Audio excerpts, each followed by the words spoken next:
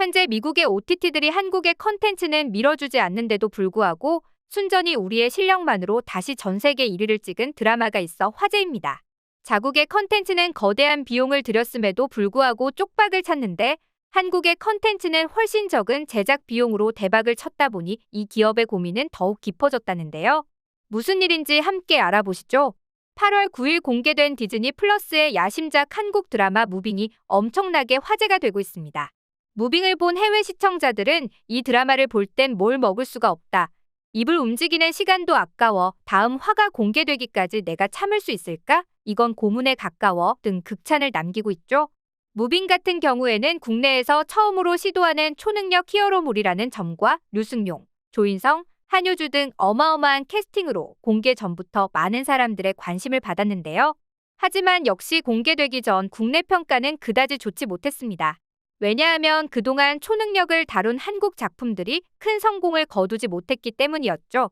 게다가 한국 컨텐츠에 꾸준히 투자하던 디즈니 플러스가 부진한 성적으로 인해 철수설까지 나돌던 상황이라 이번 무빙은 마지막 드라마가 될 수도 있다는 얘기도 돌던 상황이었는데요. 하지만 한국 드라마 무빙은 보란듯이 이런 우려를 모두 없애버렸습니다. 국내 콘텐츠 데이터 분석 플랫폼 키노라이츠에 따르면 디즈니 플러스의 오리지널 시리즈인 무빙은 2주 연속 키노라이츠 통합 콘텐츠 랭킹 1위를 기록하고 있다는데요. 상당히 좋은 완성도를 보여줬고 가장 우려가 많았던 초능력 부분도 유치한 장면 없이 훌륭하다는 평가를 받았습니다. 그렇다 보니 공개 첫 주부터 디즈니에서 가장 흥행을 했다는 카지노 시즌1과 시즌2의 기록을 모두 뛰어넘어 버렸는데요. 이런 이유로 초반에는 대만, 튀르키예, 싱가포르, 일본, 홍콩 등의 5개 아시아 지역에서만 공개됐지만 이런 인기 때문에 불가리아, 에스토니아 등 여러 유럽 지역에도 공개가 되면서 호평을 받고 있습니다. 미국 같은 경우에는 디즈니 플러스가 2024년부터 인수할 예정인 훌루에서 공개되었는데요. 한국 시리즈 중 가장 시청 시간이 높은 작품에 등극하는 등 전 세계적으로 엄청난 인기를 끌고 있음을 알 수 있었습니다. 많은 분들이 알고 계시듯 무빙은 웹툰 작가인 강풀이 2015년에 공개했던 웹툰을 드라마화한 작품인데요. 수많은 해외 네티즌들은 이젠 원작에도 큰 관심을 보이고 있습니다. 드라마가 공개된 직후 웹툰 원작은 조회수 1위를 차지했을 뿐 아니라 매출도 엄청나게 늘었다는데요. 무려 12배나 상승하며 무빙에 등장하는 인물들을 소개하는 카카오 페이지의 경우에는 무려 35만 명의 인원이 몰리는 등 그 인기를 실감케 했죠. 그렇다 보니 무빙을 향한 외신들의 호평은 지금까지도 끊이지 않고 있는데요. 미국의 대표적인 출판 미디어인 포브스는 무빙은 매력적인 호소력을 지닌 슈퍼히어로 이야기다라는 제목으로 무빙의 액션과 더불어 호소력 짙은 감성적 서사를 지닌 이야기라고 말했습니다. 특히 강풀은 가족 간의 사랑이나 인간 사이의 사랑에 대해 다루는 데에 탁월한데요. 이번에도 그런 강풀의 장점이 더욱 두드러지는 작품이었죠. 그렇다 보니 다소 감성적 서사가 약한 외국의 히어로물을 보던 외국인들이 더욱 환장을 하고 외신들도 집중을 하는 게 아닐까 싶은데요.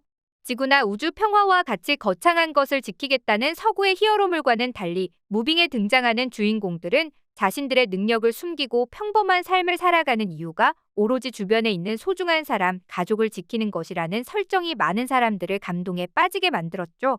그래서 무빙의 등장으로 히어로의 개념을 한국이 바꿨다는 평가도 들리는데요. 이렇게 한국 특유의 가족 간의 정이 세계에 먹히는 걸 보면서 한국적인 것이 가장 세계적이라는 말이 떠오릅니다. 이 말이 처음 나왔을 때는 정확하게 무슨 뜻인지 크게 와닿지 않은 것이 사실입니다. 하지만 30년이 지난 지금은 한국적인 것이 세계적인 것이라고 말하는 것이 어색하지 않은데요.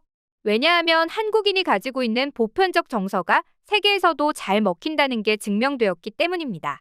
그동안 우리들은 가족적 유대와 휴머니즘에 대한 내용들을 신파라고 부르며 피로감을 호소했는데요. 이처럼 국내에서는 호불호가 갈리는 내용이 해외에서는 신선하게 다가왔다는 점이 흥미롭기만 합니다. 이렇게 외신들이 나서서 한국 드라마를 극찬하는 것을 보니 마치 오징어 게임의 신드롬을 다시 한번 보는 것 같은데요. 많은 사람들이 그렇게 느끼고 있는지 미국 대중문화 매거진 버라이어티는 오징어 게임에 이어 아시아에서 탄생한 역대급 히트작이라고 극찬을 하기도 했습니다. 게다가 미국 출판사 헐리우드 리포터도 여기에 얹어 단 7일 만에 디즈니 플러스에서 가장 많이 재생된 한국 드라마 무빙이라는 제목과 함께 넷플릭스에 오징어 게임이 있다면 디즈니 플러스에는 무빙이 있다고 말하기도 했죠. 실제로 무빙의 IMDb 평점은 8.6점으로 아주 높은 편인데요.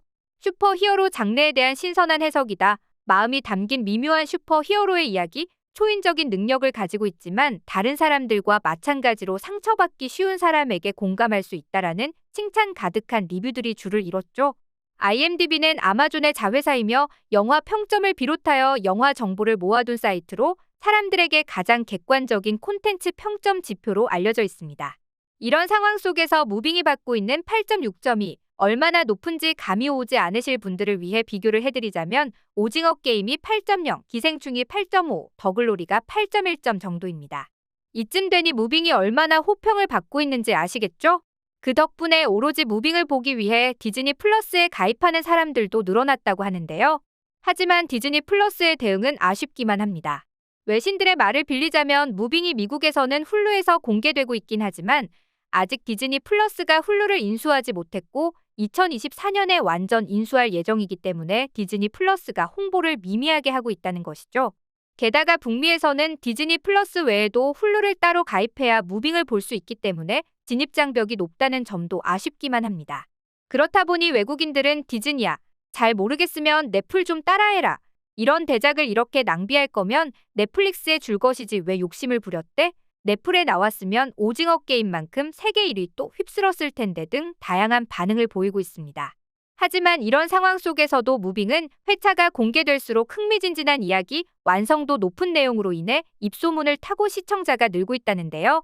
일각에서는 오징어 게임을 넘어섰다는 평가도 있을 정도이기 때문에 이런 평가를 내린 게 아닐까 싶습니다. 그렇다 보니 디즈니 플러스는 다시 한번 한국에 대한 투자를 늘릴 수밖에 없는데요. 그동안 디즈니 플러스는 한국에 론칭한 이후 2년 동안 그렇다 할 대표 컨텐츠가 없었습니다. 그래서 자연스레 위기설까지 불거졌었죠.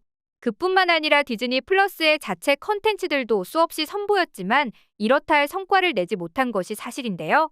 이런 상황 속에서 무빙이 어마어마한 성과를 내면서 배가 아프지만 어쩔 수 없이 계속 한국의 컨텐츠 인기에 탑승해야 할 상황에 놓였습니다. 이제 곧 종방을 앞두고 있는 무빙. 마지막 공개일인 9월 20일에는 무려 3개의 에피소드가 함께 공개될 예정이라 더욱 많은 사람들을 애타게 만들고 있는데요. 앞으로 한국의 컨텐츠가 얼마나 더 많은 인기를 누릴지 기대되는 요즘입니다. 과거에는 한국이 세계에서 가장 잘하는 것이 무엇이냐고 물었을 때 초고속 인터넷, 일중독, 강한 음주 문화 등의 답변이 나왔었습니다. 하지만 지금은 명실상부 컨텐츠 강국, 오징어 게임, 무빙의 나라로 불리고 있는데요. 과거에는 다소 약한 분야였던 히어로물까지 한국이 석권을 하고 있는 모습이 흥미롭기도 하면서 한국인들의 발전은 끝이 없다는 생각이 들기도 합니다. 디즈니 플러스도 이 정도로 한국의 작품이 많은 사랑을 받을 줄은 몰랐던 것 같은데요. 기대를 넘어 굉장한 호평을 받으며 다시 한번 K-드라마의 저력을 보여준 무빙. 얼른 디즈니 플러스가 유럽이나 미국 쪽에도 공개해주길 바라며 오늘의 영상을 마치겠습니다.